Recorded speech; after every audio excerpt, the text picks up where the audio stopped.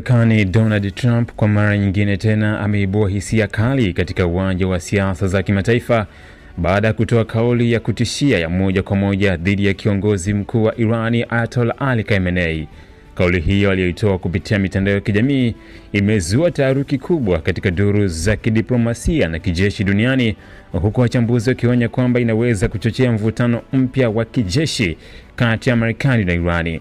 Kwenye ujumbe huo uliosambaa kwa kasi kubwa, Trump aliandika maneno yenye msisitizo na yenye mwelekeo wa wazi wa vitisho vya kijeshi kwa Khamenei akisema, "Tunajua kabisa mahala alipo huyo anaitwa kiongozi mkuu. Anajificha, yeye ni lengo rahisi, lakini yuko salama hapo, hatutamuua. Angalau si sasa, lakini hatutaki makombora yarushwe kwa raia au wanajeshi wa Marekani. Subira yetu inazidi kupungua." Kauli hii ya Trump imekuja wakati ambapo kuna ongezeko la mvutano katika Mashariki ya Kati